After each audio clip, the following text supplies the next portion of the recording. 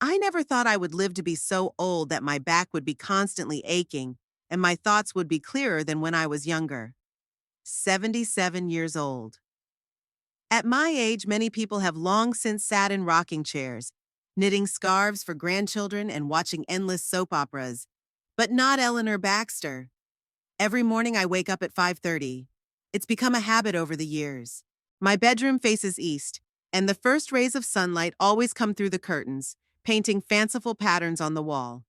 I get up, take a shower, and do some light exercises. My doctor insists that it prolongs life. Breakfast is strictly on schedule: black coffee without sugar, avocado toast, sometimes a poached egg. Then the driver takes me to Baxter Printing. My printing company is not just a business. It is my life, my brainchild that I have nurtured and nurtured for 43 years. It all started with a single printing press in the garage of my and Harold's house. He laughed at my hobby at the time and said it was a fad that would soon pass. Harold was a good man, but completely unable to see things in perspective. When I got my first big order to print advertising booklets for a local department store, he was amazed. And when a year later we had to rent a small office space because our garage could no longer accommodate the equipment, Harold finally admitted that I was right. Now Baxter Printing occupies an entire three-story building in the Enterprise Business District. We employ 47 people, including designers, printers, managers, and administrative staff. We print everything from business cards to glossy magazines, from corporate annual reports to exclusive gift publications. There isn't a serious company in our city that doesn't utilize our services. Harold didn't live to see true success. A heart attack took him when our son Garland was only 16. I was left alone with a teenager and a growing business. A lot of people thought I'd break down, sell the business, and find a quiet job. But they didn't know Eleanor Baxter. I worked 12 hours a day, sleeping sometimes right in the office on a cot I kept in the closet. Garland was left to his own devices more than he should have been. I tried to make up for it with money-expensive clothes, the latest electronics, a car for my 18th birthday.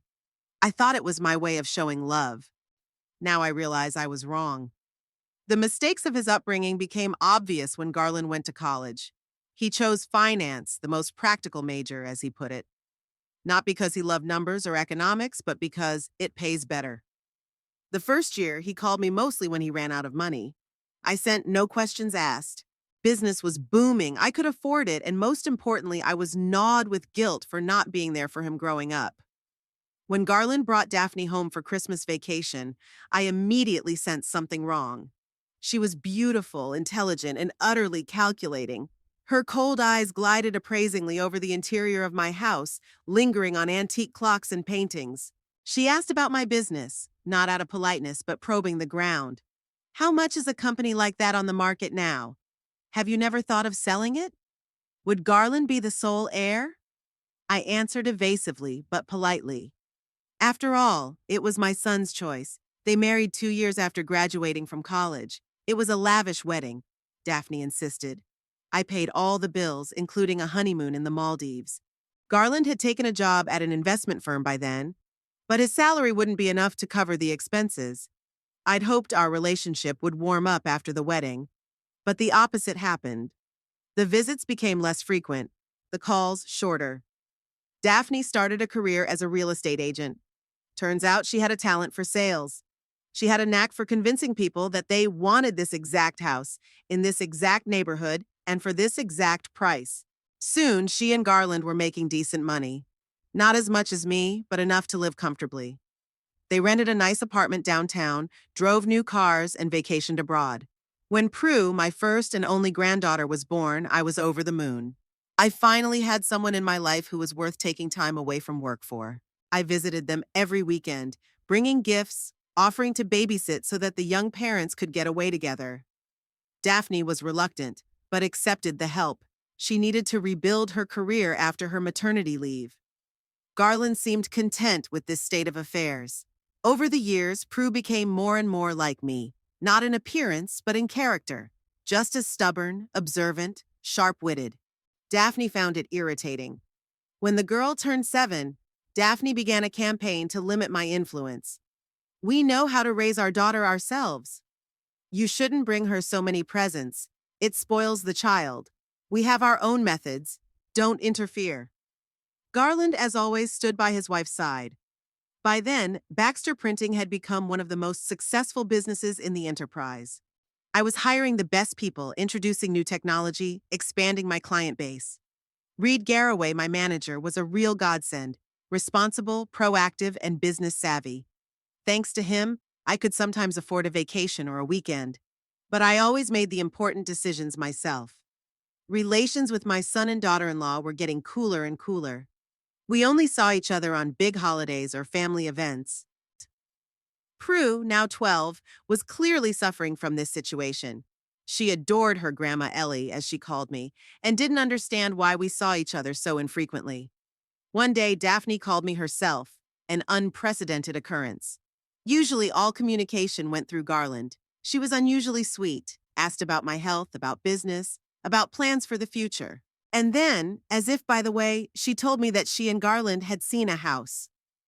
A luxurious mansion in the most prestigious neighborhood of Enterprise, with a swimming pool, tennis court, and winter garden. A real palace, she chirped enthusiastically. But unfortunately, we can't afford it yet. I knew immediately what she was getting at. Daphne was a great manipulator, but I'd lived too long not to recognize that tactic. Still, the idea popped into my head. Maybe it's a chance to bond with my son, to show him that I love him no matter what, to give Prue a chance to grow up in the perfect environment. I asked Daphne to send me information about the house. She did so the same day, a 20-page booklet with professional photos and detailed descriptions. The house was indeed impressive, two-story Victorian style with columns and a spacious veranda. 6 bedrooms, 5 bathrooms, study, library, huge studio kitchen, backyard with landscaping, a garage for 3 cars, and it's priced in the 7 figures. I contacted Mort Stafford, my longtime friend and attorney. I've known him since high school, and I trust him like I trust myself. He has helped me with all of my business legal matters. And now I wanted him to advise me on a real estate purchase. Mort, as always, was extremely frank. Ellie, are you sure you want to do this? You've done more than enough for them already. Garland's a grown man. Let him earn his own money for his own place. I explained that this wasn't about Garland or Daphne. It was about Prue. I wanted my granddaughter to have the best of everything. And then, it would be an investment. Real estate in a neighborhood like this is only going up in value. After much discussion, we came up with a plan. I would buy the house in my name, but let Garland and his family live there rent-free. My will would clearly state that upon my death, the house would go to Garland. That way, I will retain control of my estate during my lifetime, but my son will know that he will eventually receive this luxurious gift. When I voiced this decision to Garland and Daphne over dinner at the restaurant, the reaction was mixed. Daphne was beaming with happiness. She was already imagining how she would brag to her friends about her new address. Garland looked both pleased and annoyed. On the one hand, he was getting a fancy house for nothing. On the other, this was yet another instance of his mother showing her superiority and control. "Thank you, Mom," he finally said, smiling strainedly. "That's very generous of you. But are you sure you want to deed the house to yourself? Wouldn't it be easier to go straight to us? To avoid any unnecessary bureaucracy later?"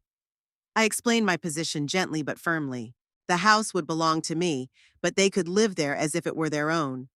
All maintenance and utilities would be my responsibility. The will would clearly state that the house would go to him. Garland grudgingly agreed, and Daphne quickly turned the conversation to the plans for their new home. The transaction went smoothly. I paid full price. No mortgage. The Baxter Printing was making enough profit. Mort personally saw to the paperwork. In June of that year, Garland, Daphne, and Prue moved into the new house. Prue, who was 16 at the time, got the largest bedroom overlooking the garden. She called me every day, gushing about her new room, how nice it was to have her own pool and inviting friends over. For the first few months, it seemed like my plan had worked. Garland called more often, invited me to dinners, even consulted with me about investments. Daphne was a model of hospitality, showing me every new purchase for the house, every remodel. I delighted in looking at the happy face of Prue, who could finally communicate with her grandmother unhindered. But the euphoria didn't last long. Gradually, old resentments and grievances began to surface.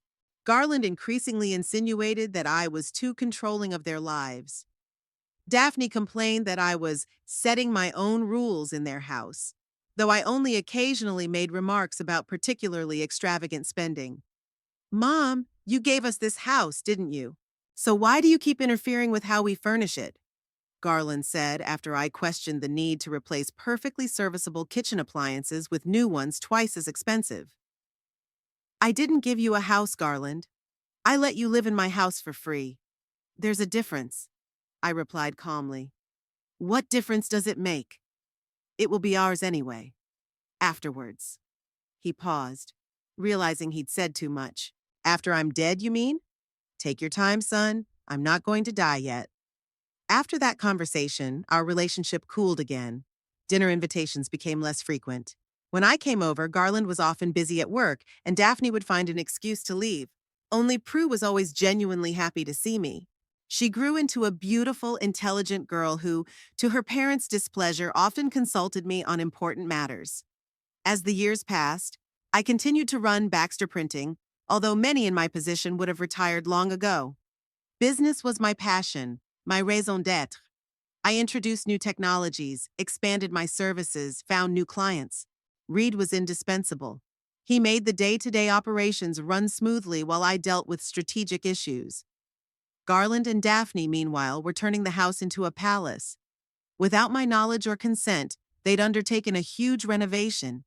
They'd torn down several walls to enlarge the living room, completely remodeled the bathrooms, replaced the parquet with marble in the hallway. The bills I was paying were mounting. When I tried to discuss it with Garland, he accused me of being stingy. You've got money to spare and you're counting every dime we spend on the house. A house that will still be ours. It's my money, Garland. I earned it with my labor. And as long as I live, I'll decide what I spend it on. Prue graduated from college and got a job in customer service for a large company. She could have worked at Baxter Printing. I offered it to her more than once, but Garland and Daphne were adamantly opposed. She should make her career on her own, not by proxy, Daphne said, though I suspected the real reason was something else. They were afraid of my influence over their daughter. Despite her parents' resistance, Prue often stopped by my house after work. We drank tea, discussed books, movies, world events. She was the only bright spot in my relationship with my son's family. Sometimes she would talk about the situation at home, how the parents argued over money, how Daphne demanded more and more expensive things, how Garland snapped at his daughter when he had problems at work. Grandma Ellie, sometimes I think you're the only normal person in our family, she once said. Daddy and Mommy only talk about money, status, what people will say, and you talk about what's really important, feelings, the meaning of life, finding your calling. Those words touched me to the core. Maybe I had done something right after all. Maybe my granddaughter grew up different from her parents. On my 70th birthday, Garland and Daphne threw a big reception at their house. All the important people of the city were invited. Politicians, businessmen, public figures. Daphne shone as a hostess, showing the guests luxurious interiors, bragging about the antique furniture and art collection, which they began to collect. Garland talked about his successes in investing, new clients, promising projects. I sat at the head of the table, accepting congratulations and gifts, smiling and thanking. But a strange feeling of alienation was growing inside me. This was not my holiday. It was their performance, in which I was given the role of an honorable exhibit. Look at what a successful mother-father-in-law we have. She created a business from scratch. She's still working in her 70s. After that evening, I began to visit Garland and Daphne's house less often. They didn't mind. They even seemed to feel better without my presence. Prue still came to see me, but now secretly, without letting my parents know. They're not going to be happy anyway, so why make them nervous? She said. I continued to pay all the bills related to the house. Taxes, utilities, repairs. The amounts were growing every month. Daphne was constantly remodeling, updating, improving. Garland silently supported his wife, sometimes calling me only to inform me of new expenses. Deep down, I knew I'd made a mistake. My generous gesture had brought no love, respect, or gratitude. On the contrary, it reinforced the worst character traits of my son and his wife: greed, ingratitude, and a sense of superiority. But I didn't know how to remedy the situation without hurting Prue, who considered this house her home. It had been 7 years since I'd bought the house for Garland and his family. 7 years full of disappointments, but also little joys, mostly related to Prue. My granddaughter has grown into an amazing young woman. She's 23 now, graduated from college with a degree in communications, and works in customer service for some technology company. Not the most distinguished career, but Prue assures me it's temporary. She has plans, ambitions, dreams, all the things I never got to instill in her father. We see each other about once every 2 weeks. Usually she comes over to my house after work. I cook dinner. Yes, at 77 I still do just fine in the kitchen. Open a bottle of good wine and we talk about books, about movies, about politics, about her work, about my business. Sometimes, if I don't have the energy to cook, we order food from a restaurant or go out to dinner. Garland and Daphne know about these meetings, but pretend it doesn't concern them. My son stopped caring about my life a long time ago, and his wife doesn't even care. The only thing they care about is my money, or rather, how to get more of it as soon as possible. The house I bought for them is in constant need of improvements. At least that's what they say. They need a new heated swimming pool. They need to replace all the plumbing with Italian fixtures. They need to redo the conservatory. I've stopped getting into the details.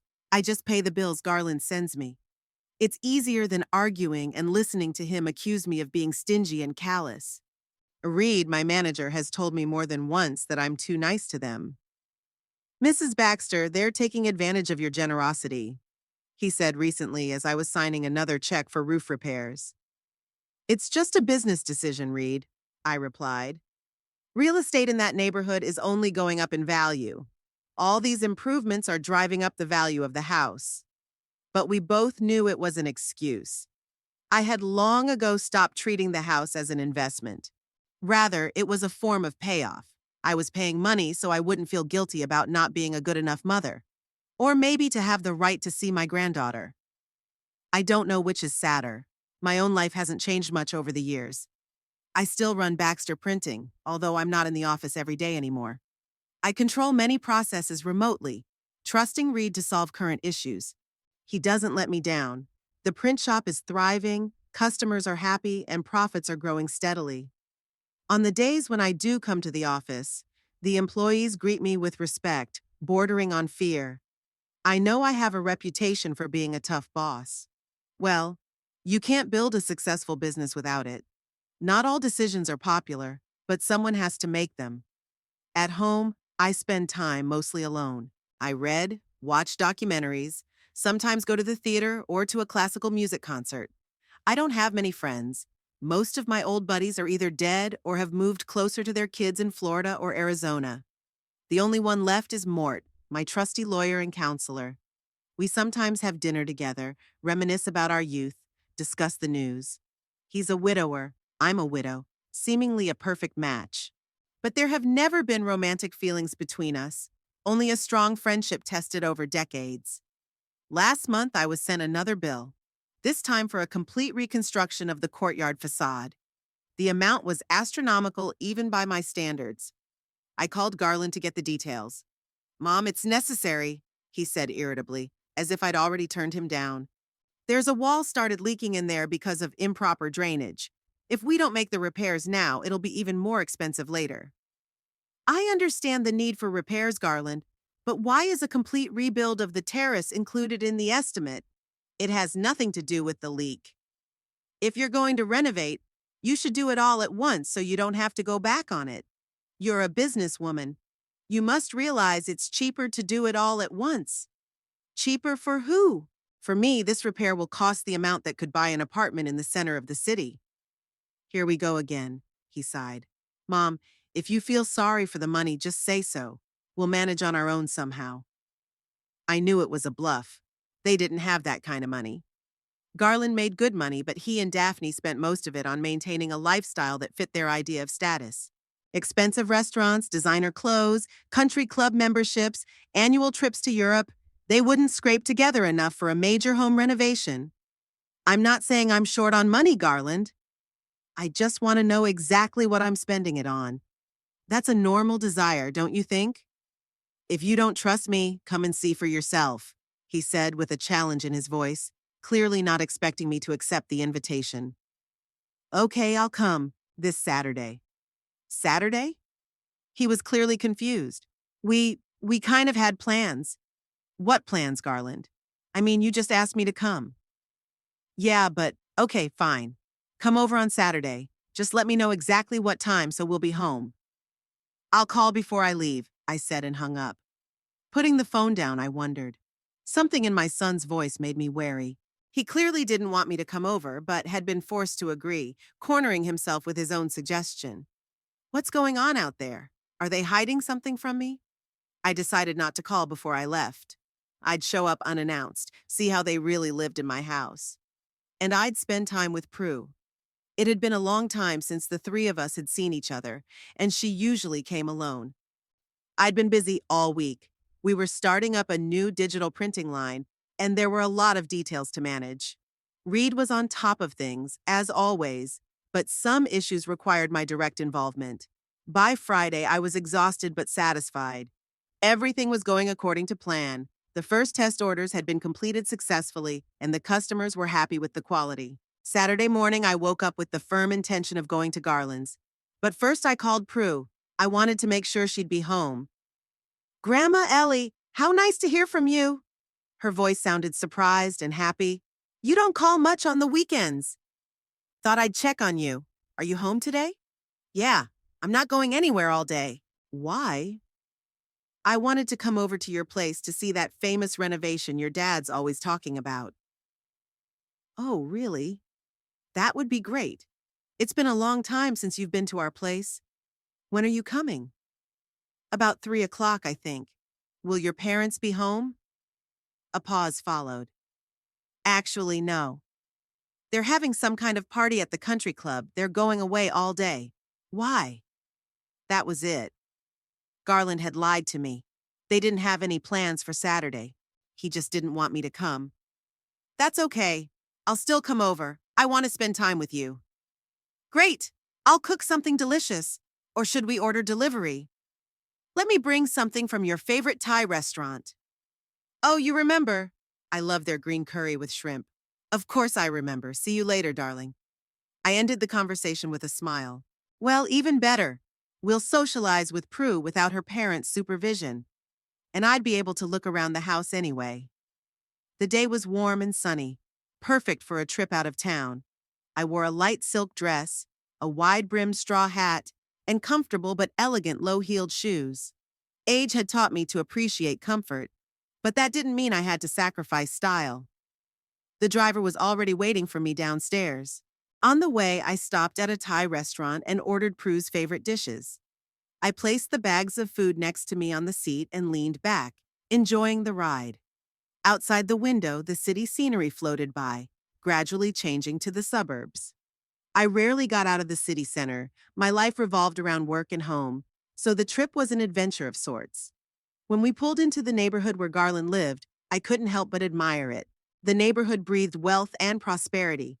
Manicured lawns, luxurious mansions, expensive cars in the driveways. My son had always aspired to such a life. Well, now he had everything he dreamed of, thanks to me. The thought was bitter, but I pushed it away.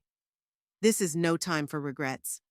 Today, I'm just a grandmother on her way to visit her granddaughter, and a homeowner who wants to see how her property is being used. Nothing more. But something was wrong. As I pulled up to the house, I noticed many cars parked along the street. The music was blaring so loud that it could be heard even in the car with the windows closed. There was obviously some kind of party going on at the house. The driver stopped at the gate of the mansion. I asked him to wait. I didn't know how long I'd be inside. I got out of the car, grabbed the bags of food, and headed toward the house. With each step down the driveway, the music grew louder and louder, adding the sounds of laughter, conversations, and clinking glasses. What's going on? Prue had said her parents were going to a country club instead of having a party at home. I walked up the steps and rang the doorbell. No one answered, not surprising with all the noise. I rang again, longer, and knocked for good measure. Finally, the door opened, and Garland appeared on the doorstep, wearing an expensive suit, a glass of champagne in his hand, clearly surprised and not particularly happy to see me. Mom? His face reflected first surprise, then annoyance. What are you doing here? I told you I was coming today. We made a deal, remember? Yeah, but he looked over his shoulder as if looking for support or an excuse. You didn't tell me exactly what time you were coming. I called Prue this morning. She said you and Daphne were supposed to be at the country club. Garland frowned. We had a change of plans. We decided to have a small reception for my business associates. You see, it's not a very convenient time for a visit. Not very convenient? I felt a wave of anger rising in me. I've come to my own home, Garland. To a house I bought and pay all the bills for. And you're telling me this is an inconvenient time? His face turned purple. Are you starting that again? Yes, it's technically your house, but we live here. We have our own lives, our own plans. You can't just barge in unannounced. Breaking in? In your own home? I was stunned. Garland, what is going on with you? When did you become so... Like what, Mom? Finish your sentence. Ungrateful? Heartless? Go ahead, say it. You always thought I wasn't good enough, not successful enough. All my life I've been in your shadow. The great Eleanor Baxter, Businesswoman of the Year, the most successful woman on Enterprise. His voice caught the attention of the guests, as a few people in evening gowns looked out into the lobby with curiosity. I spotted Daphne among them, who immediately disappeared back into the living room when she saw me. Garland, I don't want to make a scene in front of your guests. I just wanted to spend time with Prue and look at the renovations you keep talking about. Prue's not home, he retorted. She's gone to a friend's house. And as for the renovations, yes, they're well underway, and it's costing money. A lot of money. With those words, he pulled a folded piece of paper from the inside pocket of his jacket and held it out to me. It was an invoice from the construction company for an amount that took my breath away. What is this? We didn't discuss such expenses. We don't discuss much at all these days, Mom. You just send money and think you've done your duty as a mother. That's not fair, Garland. I've always been there for you when you needed me. Around? He grinned bitterly. You've been around your print shop, with your customers, with your employees, with your papers, but not with me. Never with me. I felt tears come to my eyes, but held back. I didn't want to cry on the doorstep of my own home. I did the best I could, Garland. I was alone. I had to provide for both of us. And now you need to provide for this house. He waved the bill in front of my face. Or maybe you'll finally admit that the house has been ours, in fact, for a long time and reissue it to us. Then we'll pay all the costs ourselves. You know very well you don't have that kind of money, Garland. You live beyond your means. You always have. But you have. You're swimming in money, living in luxury, and we have to scrounge around begging you for every dime. I couldn't believe my ears. Begging? They lived in one of the most expensive houses in town, paid for entirely by me, never paid a dime for utilities, taxes, insurance, and he dares talk about scrounging? Garland, you're being unfair. I've given you everything I could. Except your time and attention. He folded the bill and slipped it back into his pocket. You know what, Mom? If you want to come into this house tonight, pay first, and then I'll let you in. I froze, not believing my ears. My son was demanding payment from me to enter my own house? What did you say? You heard me. Pay first, for the renovations, for the new furniture, for everything we've planned. And then you're welcome. In the meantime, I'm sorry. We have company. He started to close the door, but I stopped it with my hand. Wait, where's Prue? You said she's at a friend's house? But she promised she'd be home. We agreed to meet up. She changed plans. Garland didn't look me in the eye. You know how it is with young people. Fickle, unreliable. You and her are alike in that. I don't believe you. Let me talk to her. She's not here, Mom, and she won't be until tonight. So why don't you come back another time? Or will you pay the bill right away and we'll forget this unpleasant conversation? Daphne appeared beside him, showing support for her husband with her whole appearance. Her cold gaze slid over me like a nuisance. Eleanor, we have important guests, potential clients of Garland's. You don't want to ruin his deal, do you? I want to see my granddaughter, I said firmly. And I want to see the house you're demanding such sums to repair. Prue really isn't home, Daphne smiled a fake smile. And as for the repairs, we can send you pictures, or set up a video call, at a more appropriate time, of course. I felt like I'd been kicked in the butt. They were acting like full-fledged hosts, and I was an unwelcome guest, a nuisance in their perfect life. You're forgetting who I am, I said quietly but firmly. I'm not just your mother or mother-in-law, I am the owner of this house. And if you keep this up, I may renegotiate our arrangements. Threatening us, Mother? Garland grinned, but fear flashed in his eyes. What are you going to do? Throw us out on the street? I can imagine the headlines. Ruthless businesswoman throws son out of home. That wouldn't be good for the reputation of Baxter Printing, don't you think? Daphne put a hand on his shoulder as if restraining him. Garland, don't. Eleanor just picked a bad time to visit. We're all a little worked up about the guests. Let's discuss it later, okay? I looked at both of them and saw nothing but falseness.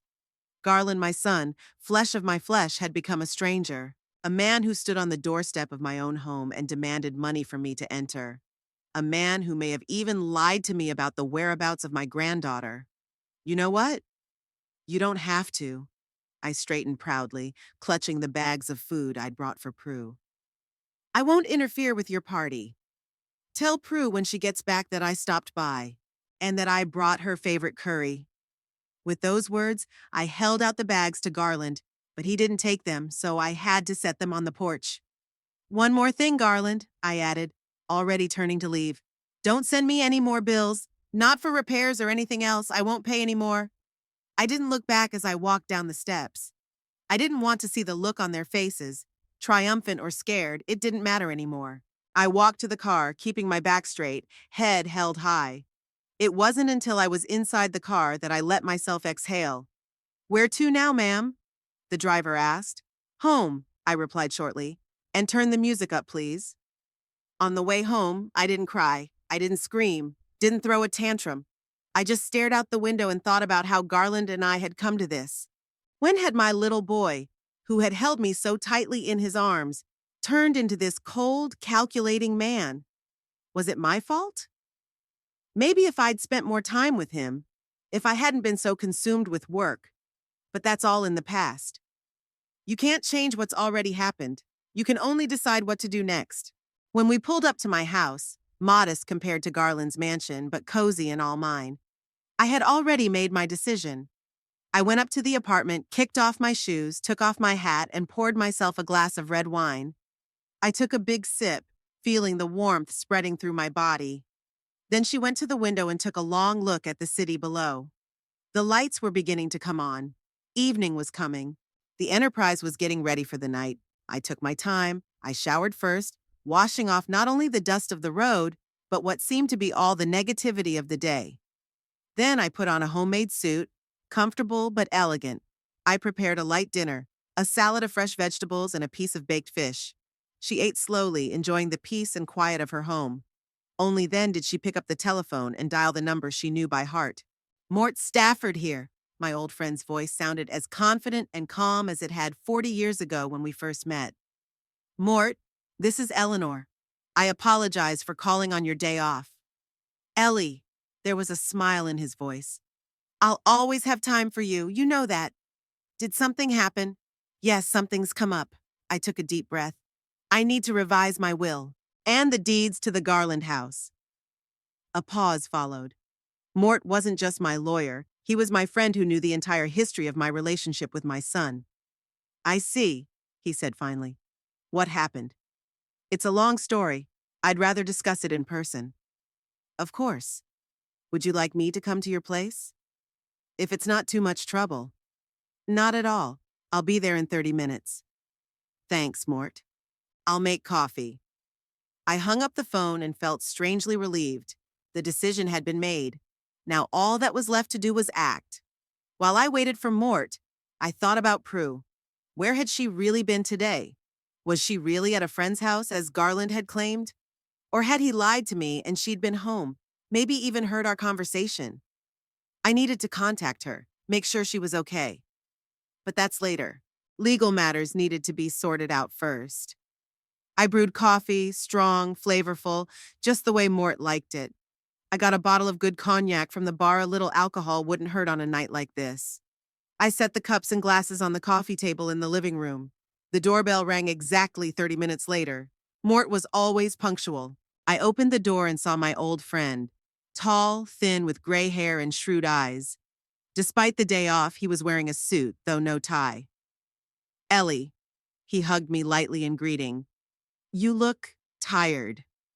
It's been a long day, I smiled, letting him into the apartment. Thanks for coming on such short notice. Any time for you. He walked into the living room and sat in the chair that was tacitly considered his. Mort was often at my house on business and friendship matters. So what happened with Garland this time? I poured coffee into cups, added a little milk to mine, to his. No, he always drank black. Then I poured some brandy into the glasses and sat down across from him. He wouldn't let me in the house, I said bluntly.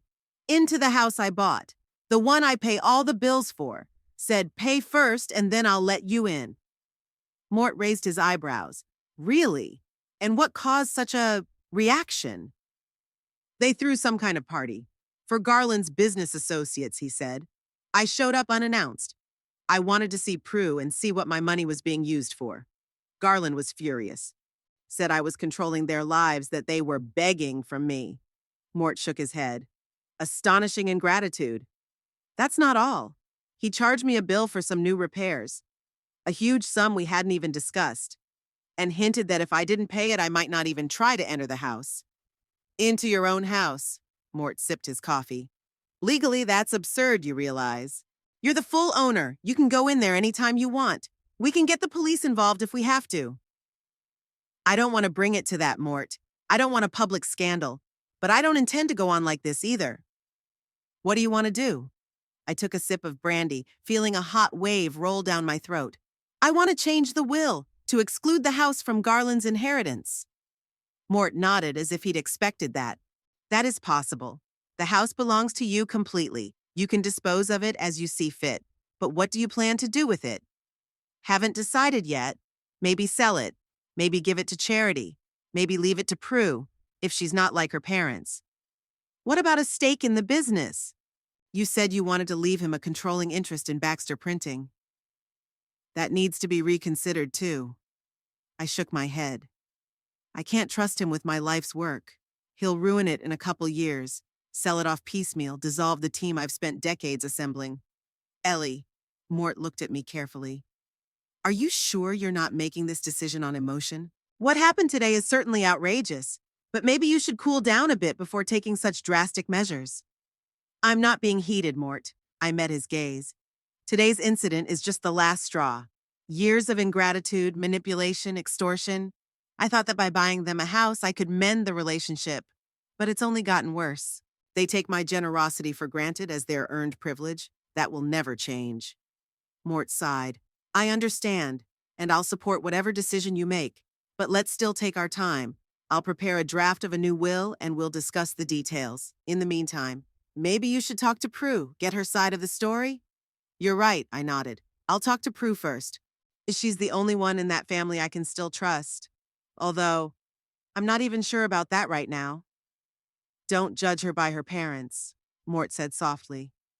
She always seemed like a sensible girl to me. Yes, she is. At least I hope so. We talked with Mort for a long time more, about the legalities, the possible ramifications, the different options. He was, as always, judicious and fair, not taking sides unconditionally, not even mine. That's why I appreciated him, for his ability to see the situation objectively. When he left, promising to contact me in a couple of days with the finished documents, I was alone in my quiet apartment. Fatigue came over me like a heavy blanket. But despite all the day's turmoil, I felt strangely relieved.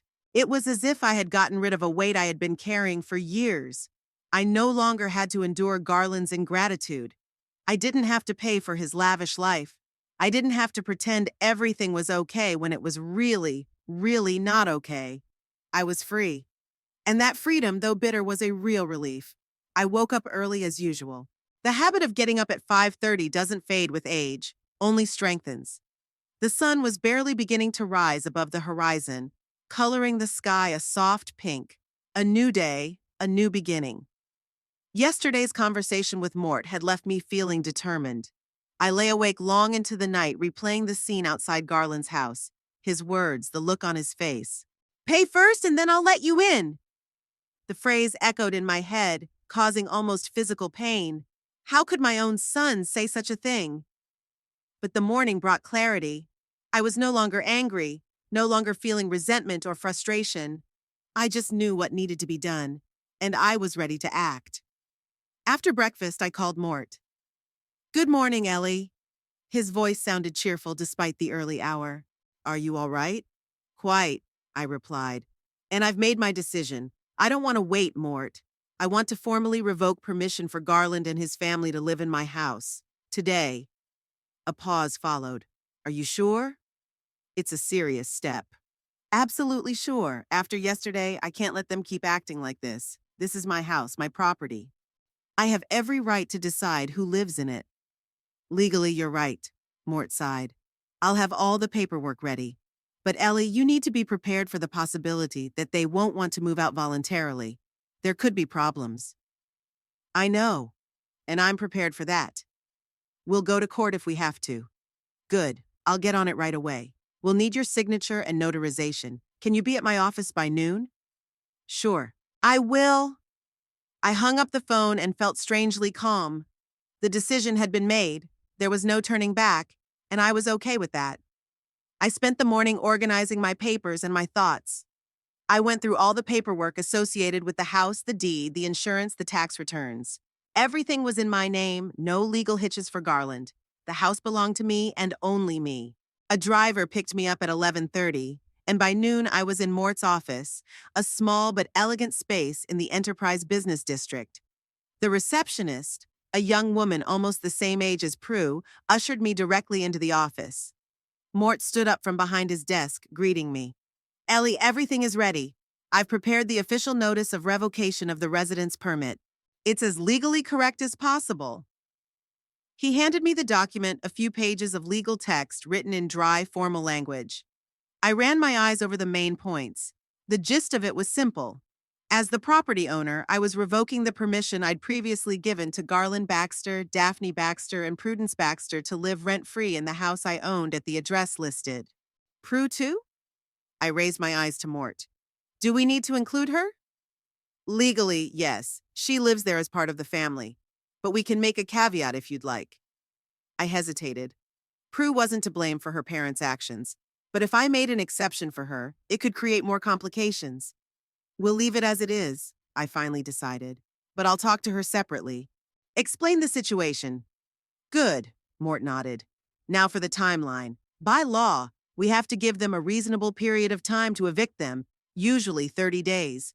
But given the circumstances and the fact that they're living there for free, the court can shorten that time frame." 30 days, I shook my head. They could do anything in that time. Deface the property, take out valuables. "I understand your concerns. There is the possibility of requesting a restraining order against interior alterations and removal of property while the case is pending. Given yesterday's incident and the fact that you were effectively unable to get into your own home, we have grounds for such a request." "Let's do it." Mort nodded and made a note in his notebook. "I'll prepare all the necessary paperwork. In the meantime, sign the notice." I took the pen and signed my name on all copies of the document. Each stroke felt like a small victory, regaining control of my life and property. "What's next?" I asked, setting the pen aside. "I will now formally serve this notice on Garland and Daphne. As your attorney, I can do it in person. It's best if you don't come with me. Less emotion, less chance of conflict." "Agreed. When do you plan to do it?" "Right now, if you don't mind. The sooner we start the process, the better." "I don't mind. But be prepared for a scandal, Mort. They won't take it quietly." "Don't worry, Ellie. I've seen many different reactions in my practice. I can handle this one." We walked out of the office together. Mort got in his car. I got in mine. We agreed that he would call me right after his meeting with Garland and Daphne. When I got home, I couldn't find a place to go. I went from room to room, adjusting my already perfectly arranged things, looking out the window at the city below. Finally, the phone rang. Ellie. Mort's voice sounded strained. I handed in the notice. And how did they react? Let's just say, not very well. Garland was furious. First, he didn't even want to take the paperwork. Then he threatened to sue you for various things, most of which are legally meaningless. Daphne was more restrained, but I guess she's just better at controlling her emotions. Anne Prue? Was she home? No, she wasn't, just Garland and Daphne. Did they agree to move out? Number Garland explicitly stated that he wasn't going anywhere. Said they actually owned the house, that all the improvements and repairs were done with their money, which we know isn't true. That's what I thought. I sighed. What now? I've already filed a motion for a restraining order and temporary sealing of the house until the court decides. Given your status in the city and my connections in legal circles, I think we'll get a judge's decision today or tomorrow. Sealing the house? Does that mean they can't get in there? Not exactly. They'll be able to take personal necessities, but they won't be able to live there until the court decides. In effect, it's a temporary eviction with continued access to personal property under the supervision of bailiffs. I see. And when might that happen?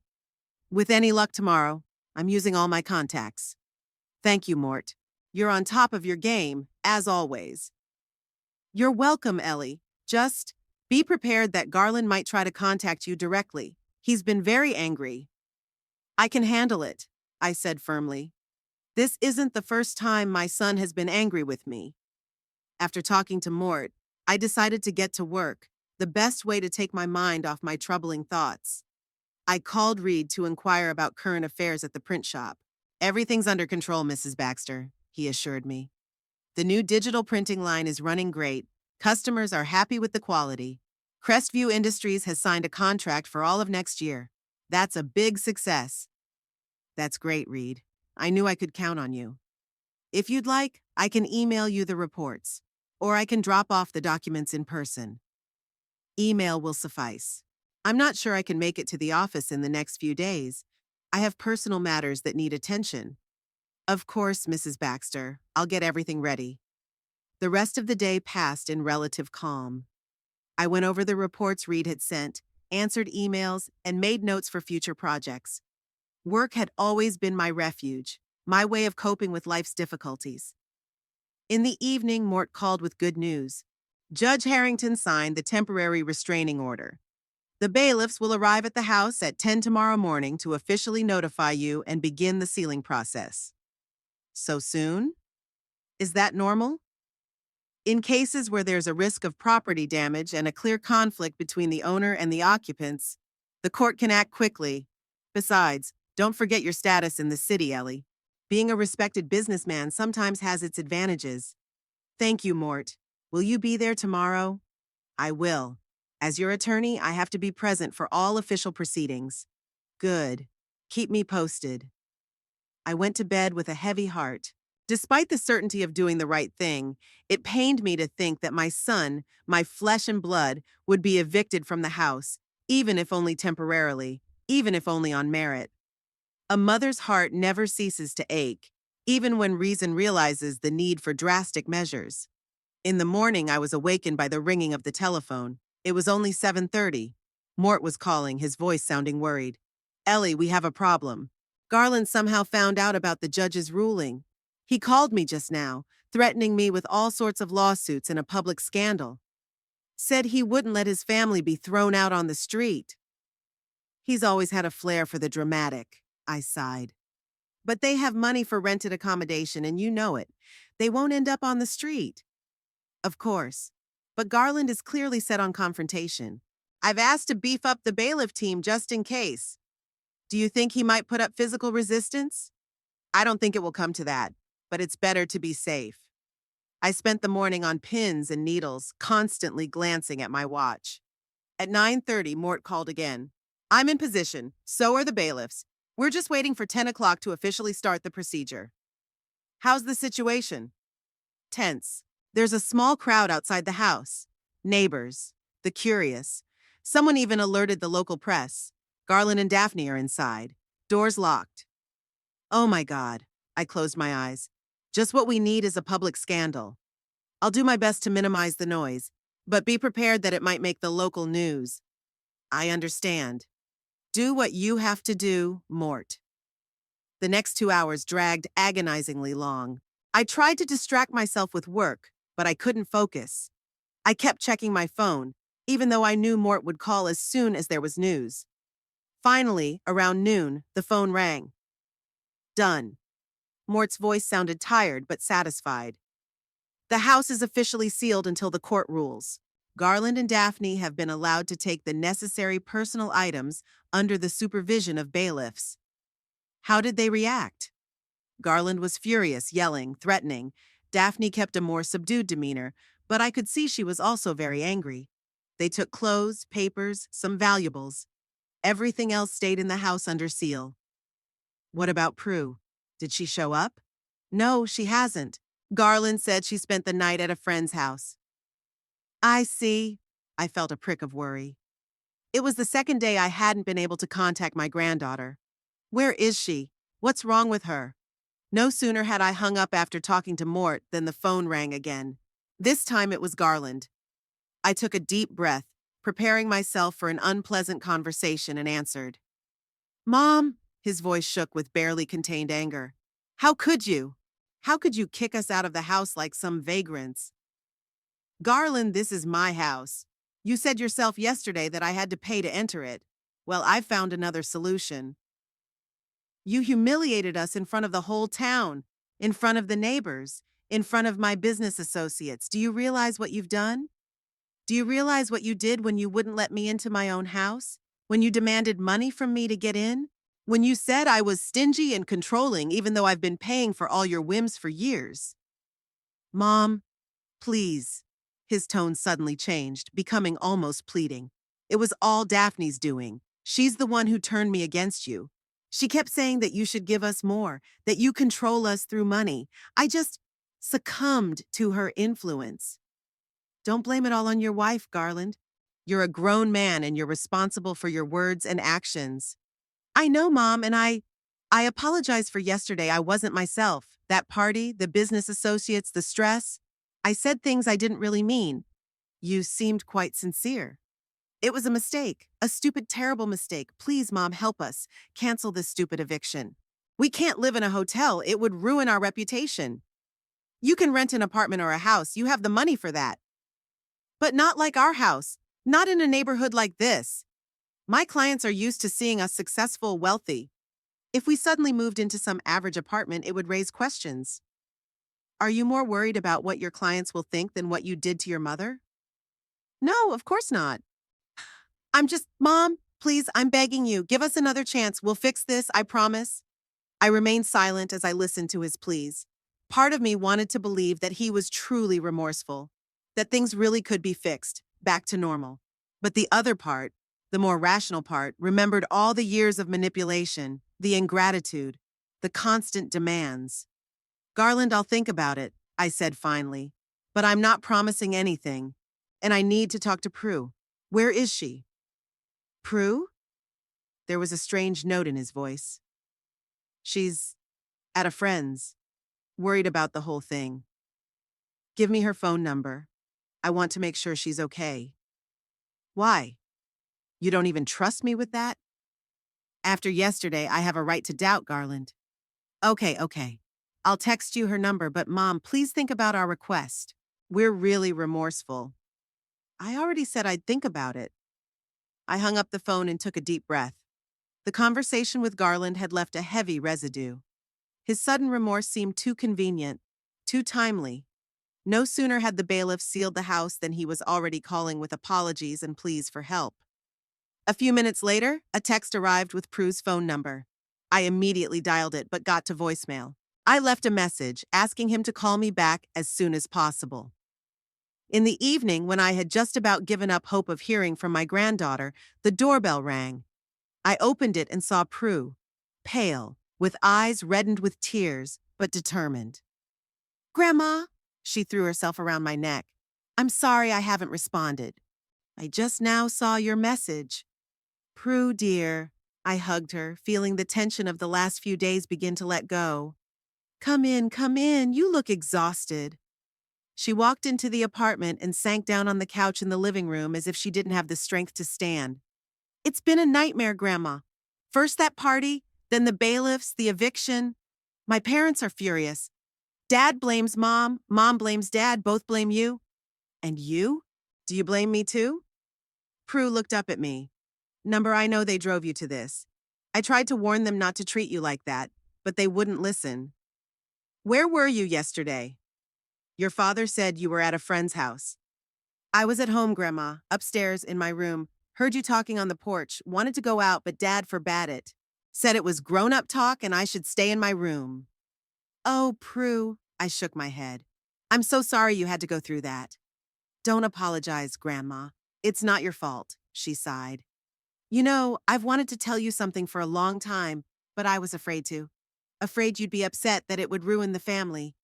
But now that it's turned out like this. What, Prue? What did you want to tell me? She swallowed as if gathering her wits. Your parents have long discussed getting you to sign the house over to Daddy while he was alive. Mom said once the house was officially ours, they'd sell it and buy something even better in Bel Air or Belhaven, and they'd invest the difference in some business. I froze. This was even worse than I thought. They weren't just taking advantage of my generosity, they were planning to get rid of the house I'd bought for them with so much love and hope. Are you sure? You've heard it from them yourself? Yes, more than once. They thought I was wearing headphones or sleeping, but I heard it. Mom kept pushing Dad, telling him to be more decisive, that you're not forever, and you need to get the house while you could still sign the papers. While I'm still alive, you mean? Prue nodded, tears welling up in her eyes. I'm sorry, Grandma. I should have told you sooner. Don't blame yourself, dear. You were in a terrible position between your parents and your grandmother. No one should have to make that choice, especially at your age. What's going to happen now, Grandma? To the house? To all of us? I took a deep breath. Honestly, I haven't decided yet. The house will stay sealed until the court decides. Then we'll see. What about me? Am I not allowed to live there too? Technically, yes, the ban applies to everyone. But we'll figure something out, Prue. You can always stay here with me. Really? Her eyes lit up with hope. You don't mind? Of course not. I have plenty of room and I always enjoy your company. Thanks, Grandma. She hugged me again. I was so afraid you'd turn your back on all of us now, including me. Never, Prue. Nothing is ever your fault. And I'll always love you, no matter what happens. We spent the evening together, ordering pizza, watching old movies, talking about everything in the world. Prue was slowly relaxing, becoming more like herself, a lively, intelligent girl with a sharp mind and a kind heart.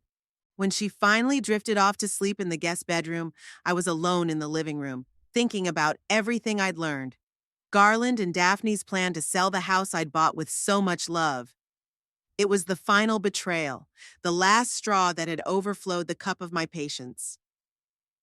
Garland called several more times that evening, but I didn't answer. I needed time to think, to decide what to do next. It was a week after Garland's house was sealed. Prue stayed to live with me. Temporarily, she said, but I hoped for a long time. I loved her presence in the house. For the first time in years, I didn't feel lonely in the evenings. In the morning, I usually left for the print shop and Prue went to work. In the evening, we'd have dinner together, discuss the day's events, watch movies, or just talk. She turned out to be a surprisingly interesting conversationalist, well-read, with a sharp mind and a fresh view of the world. Sometimes I wondered what my daughter might have been like if fate had ordered it differently. Garland called every day, sometimes several times. I didn't always answer, only when I felt strong enough to endure another round of reproaches or pleas. He threatened a lawsuit and a public scandal, or begged for forgiveness and leniency. I listened calmly, not letting my emotions get the best of me, and each time I answered the same thing. I haven't made a final decision yet. I need time to think. Mort, meanwhile, was preparing the court documents and a new will. We met several times discussing the details. In the new version, the house and controlling interest in Baxter Printing would pass not to Garland, but to a charitable foundation I'd set up to support young entrepreneurs, especially women trying to start their own businesses. For Prue, I was leaving a certain amount for education and living expenses, as well as a small stake in the business if she wanted to get involved. For Garland and Daphne, nothing. Are you sure you want your son completely out of the will? Mort asked during our last meeting. That could lead to a challenge to the will after you die. Let him contest it, I replied firmly. You said yourself that with the right paperwork, his chances of winning such a suit are slim to none. That's true, especially if we document all the circumstances in detail, including his behavior, his refusal to let you into his own home, and so on. But still, Ellie, aren't you afraid you'll regret this decision later? I hesitated. Maybe. But I know for a fact that I'll regret it if I leave him my business and watch him destroy what I've spent a lifetime building. No, Mort. My decision is final. Good. I'll have the paperwork ready for you to sign. The day I was supposed to sign the new will, the unexpected happened. I had just gotten back from the print shop. Prue hadn't gotten home from work yet. I took off my shoes, poured myself a cup of tea, and was about to get some rest before visiting Mort when the doorbell rang. When I opened it, I saw Garland, unshaven, red-eyed, in a rumpled suit. He looked like he hadn't slept in days. Mom, his voice trembled. Can I come in? We need to talk. I silently stepped aside, letting him into the apartment. He walked into the living room and sank into a chair, hunched over and wrapped his arms around his head. You look terrible, I remarked, sitting down across from him. What happened? Everything happened, Mom. He looked up at me, eyes full of tears. Daphne's gone. Took her stuff from the hotel and went to her sister's in Portland. Said she couldn't live like that. No status, no position in society. Clients started refusing my services and word of the eviction spread all over town. And now Prue. She won't even return my calls. Prue lives here, I said calmly. I thought you knew. Here? He looked surprised. All this time she's been with you? Why didn't she tell me? Perhaps because you forbade her to leave the room when I came to visit you, or because you and Daphne were planning to sell the house I bought for you. He shuddered. How did you? Prue told me everything, Garland. About your plans to get me to sign the house over to you so you could sell it later. About how Daphne said you had to make it while I was still alive. Mom, that's not true. I mean, it's not exactly like that. Yes, Daphne said something like that, but I never agreed with her. It was her idea, not mine. But you didn't disagree, did you? I looked him straight in the eye. Didn't tell your wife it was wrong, disrespectful to the mother who gave you a roof over your head. He lowered his gaze. Yeah, I don't know what to say, Mom. It's all gone wrong. First, those endless repairs Daphne demanded. Then her ideas about getting the house all to herself. I just went with the flow, letting her lead me. You're a grown man, Garland, father of a family. You're supposed to have your own opinion, your own position. I know. He covered his face with his hands and his shoulders shook with sobs. I've ruined everything, Mom. Ruined everything. My marriage is cracking at the seams. My daughter won't talk to me. My clients are leaving. My house is gone. I've lost everything. And it's my fault.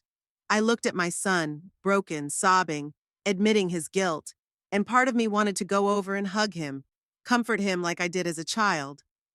But the other part, the more judicious part, remembered all the years of manipulation, the ingratitude, everything I'd been through because of him. What do you want from me, Garland? I asked bluntly. He lifted a tear-stained face. Help me, Mom. Please. Give me another chance. I'll make it up to you, I swear. I'll be a better son, a better father. I'll get Daphne back.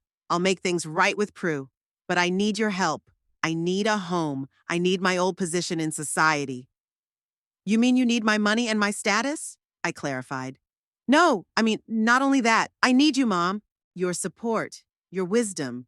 I've realized how much you and our family mean to me. I don't want to lose you. I was silent, looking at him. Was he sincere? Or was this another manipulation, an attempt to regain a comfortable life at my expense? Garland had always been a good actor, good at eliciting pity when he needed it. I'm going to change my will, I said finally. What? He straightened up, wiping away tears. What does that have to do with the most direct? I'm going to Mort's to sign new documents. The new version won't give you a house or a share in the business. His face changed. Shock, disbelief, then anger. You can't do that. I'm your son, your only child. I can and I will. All my assets will go to a charitable foundation I've set up. It will support young entrepreneurs, especially women starting their own businesses. The only thing I'll leave to my family is a small amount for Prue's education. And me? You're going to leave your own son penniless? You have a profession, Garland. Education, experience, connections. You're quite capable of supporting yourself on your own. And perhaps you'll only learn to appreciate what you have when you earn it by your own labor. He jumped up, his face flushed with anger. You can't do this to me. It's not fair. I am your flesh and blood. That's why it pains me so much to make this decision. I stood up too, looking him straight in the eye.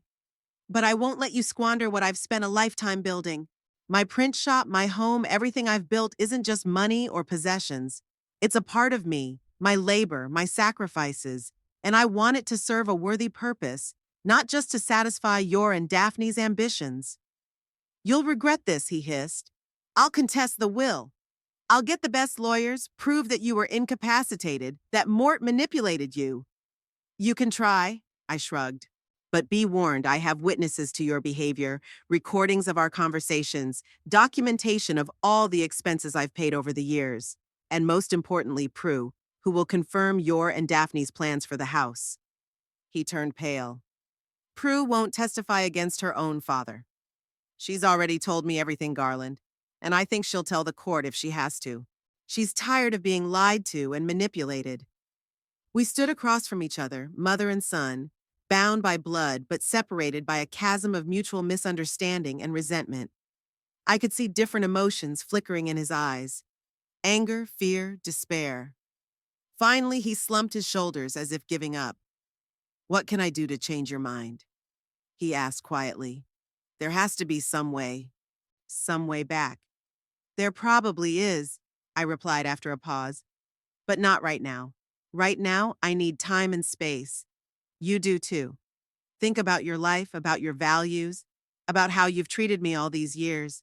And if you ever really change, not in words, but in deeds, then we'll talk again. And the house? You'll let us go back? Number the house will stay sealed until the court decides. Then I'll probably sell it. There are too many bitter memories.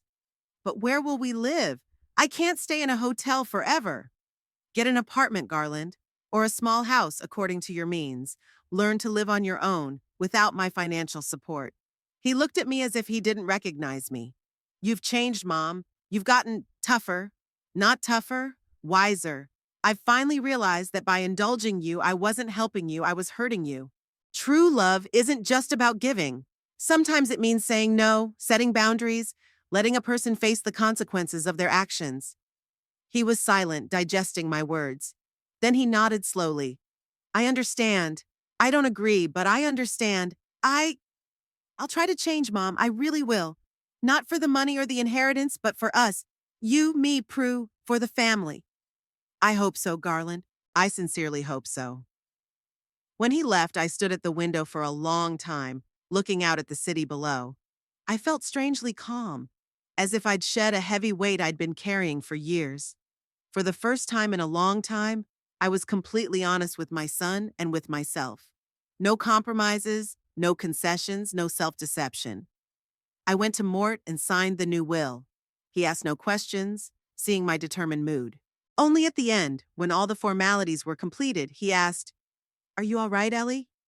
More than okay, I replied with a smile. For the first time in years, I feel like I'm doing the right thing. Months passed. Life took on a new direction, calm, measured, but not without joy and meaning. Prue came to live with me, not temporarily, but permanently. She enrolled in evening design courses while still working during the day. I watched her blossom away from the toxic atmosphere of her parents' home, becoming more confident, discovering her talents. Sometimes we'd stop by the print shop together. I showed her how the business worked, introduced her to the employees, and explained the principles of management. She was genuinely interested and asked intelligent questions. Reed was delighted with her. At last, a worthy heir for Baxter Printing, he said. I didn't rush things, didn't press my granddaughter. If she wants to carry on my business, fine. If she chooses a different path, that's her right too. The main thing is that she should be happy. Garland. Garland tried to change in his own way. He rented a small apartment, started rebuilding relationships with his clients. Daphne never came back, filed for divorce, and stayed in Portland. He came to Prue and me once a week for dinner. These meetings were still tense, but gradually grew warmer. Sometimes, in moments of candor, he would confess that he was only now beginning to realize the value of what he had and had lost. I've always taken your support for granted, Mom, he would say. I never thought about how much labor was behind the money you gave me so easily. I didn't change my will. Maybe someday, if Garland really did change. But not now. Right now, it was more important to focus on the present.